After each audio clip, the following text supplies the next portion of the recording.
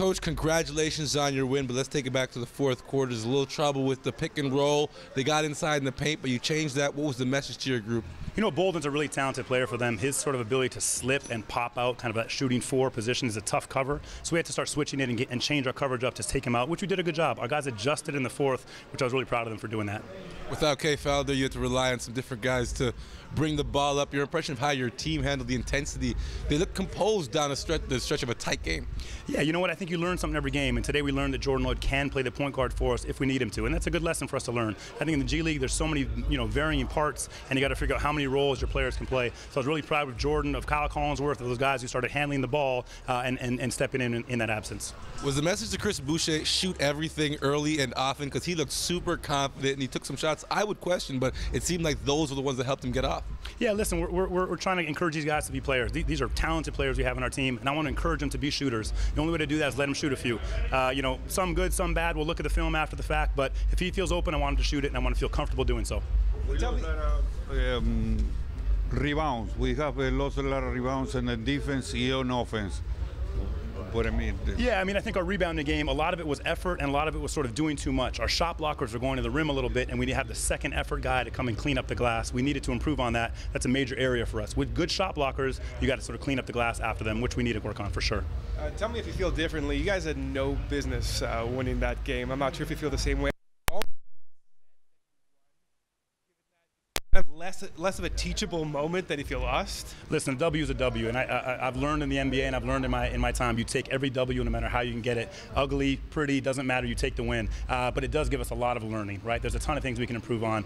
Our pick and roll defense, our transition defense, there's a ton on the defensive side. Our offense, we missed some shots and we missed a lot of the rim. That's going to come, I'm not as worried about that. But the defensive fundamental base we need to continue to build, and then sort of our end of game execution. We got a victory here, but there's a lot of things we need to clean up. I know you spoke to this a little bit.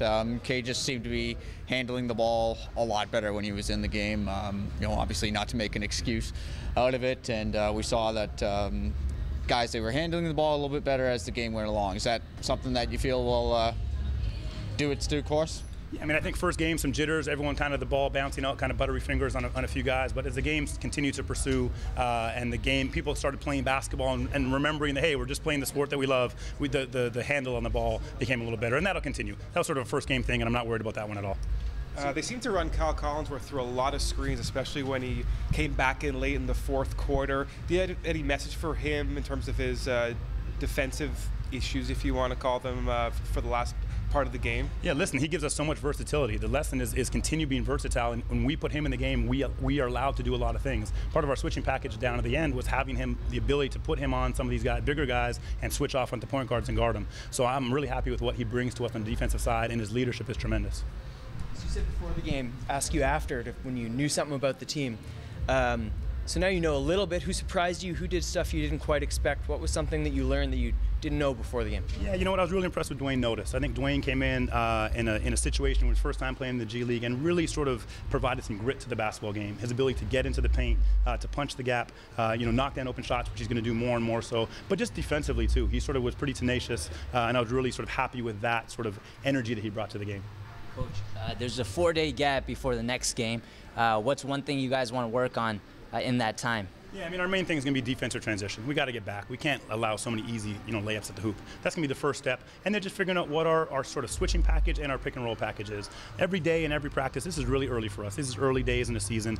We've had a great training camp, but the G League camps are really short. So there's a ton that we're going to now start to analyze and look. And you need a real game to really tell you what you need to work on. So we'll watch the film and we'll figure it out for the next few days. You said pregame you weren't quite sure how much weight you think Boucher might need to put on. He had obviously an incredible game, huge numbers, but he hit the floor a ton. You can hear the thud from across the court. Do you think, how do you approach how he goes after on either end of the floor? Because I wonder if you want him hitting the floor that much this early. Yeah, listen, I preach hustle and energy. And if he wants to go after it and he does an extra effort and he ends up on the floor, it turns into a good thing, it turns into an and one or a block shot, I'll take the energy, right? He's got to manage his body through the course of a long season, but by no means let's shut him down. Let's ramp him up and just get him playing a little bit smarter in terms of when he takes off and when he leaves the ground, then what he can do. His vertical game needs to improve. You ever holding your breath when he takes off? All game long.